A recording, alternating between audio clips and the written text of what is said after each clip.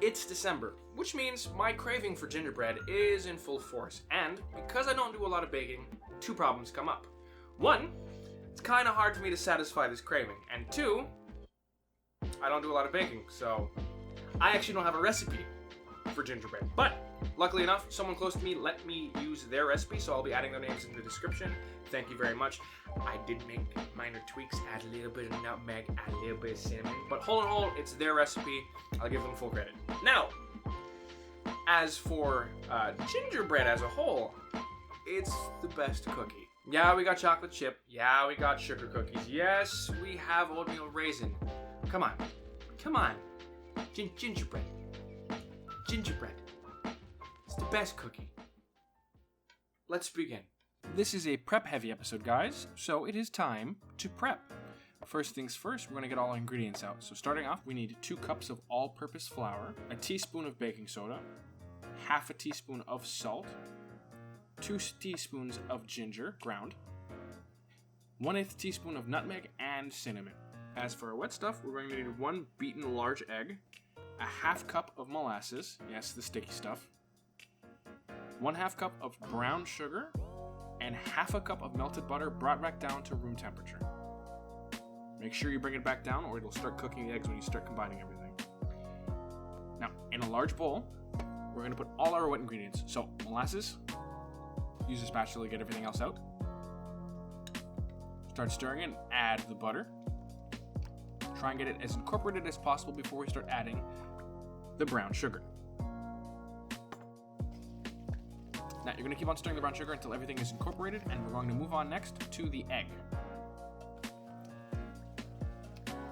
You're going to keep on stirring until everything is evenly incorporated. Next, we're going to work on our dry ingredients. So, in a sieve, we're going to do all of our flour. Now, I have a small sieve, so I have to do it in batches. That's perfectly fine, but we're just trying to get everything nice and smooth and get rid of any of the extra clumps that's going to be there. So, if you have to do it in batches, that's perfectly fine. After the flour, we're going to do our baking soda, our salt, our ginger, our nutmeg, and our cinnamon, and we're going to sieve that all out until nothing but little clumps that we can't use are left. We're going to chuck those out. Next, you're just going to stir everything together until it's evenly distributed. Next, we're going to incorporate our wet and our dry. So slowly start adding all of the dry ingredients to the wet ingredients, little by little, and then stirring them until everything is evenly incorporated and combined.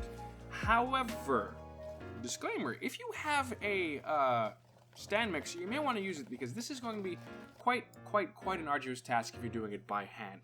Case in point. But once everything's incorporated, you're going to get a batter that looks like this.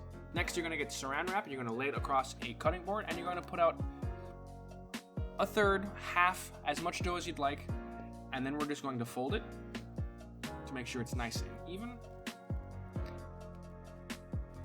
and seal it up completely. Once it is fully sealed up, we're going to put it in our fridge for a minimum of 2 hours, but preferably overnight. Once it's done, it'll look like this, a lot more firm and easy to work with. Now we're going to flour our workstation. So, don't be shy. Flour not only workstation, but the dough itself because it'll get sticky and it'll start breaking apart and it'll be a nightmare. So, flour everything. Get a rolling pin. If you don't have a rolling pin, a metal bottle will work too. Hammer, frying pan, and slowly start rolling this out. Make sure to keep on flouring your workstation so things don't stick. Now, you can go for a thicker cookie, you can go for a thinner cookie. I prefer a thinner cookie. But once it's thin enough, we're going to start cutting out our cookies. Now, I don't have a cookie cutter, so I used a little glass thing, but yeah, don't use glass. Don't be like me. However, it was the right size of the cookies that I wanted, so slowly just start going through with your cookie cutter. Get an actual cookie cutter, please. Don't be like me. Once you get all the cookies done, save all this stuff. You can roll it out again later and make more cookies. It's finally time to cook. Preheat your oven to 350. Put the cookies in the oven.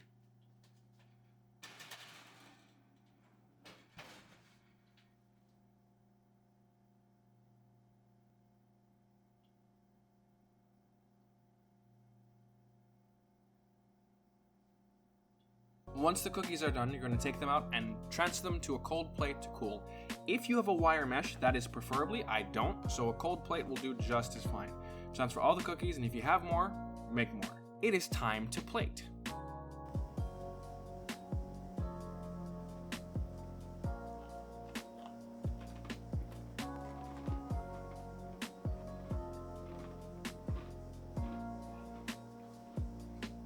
all kidding aside, get about, a Santa-sized portion, 4 cookies, a side of eggnog, a little bit of ice, and last but not least, a Mr. Ducky. And there you go. With all of my gingerbread making, I have made a lot of these, meaning my gingerbread addiction is going to be satisfied for all of December, and January, February, and probably March. I've made a lot of these.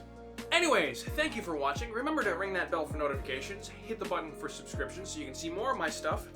I will see you all next time. Peace, love, and waffles, and because of the Christmas spirit, I've got a present for Mr. Ducky. Come, let me show you. Order up!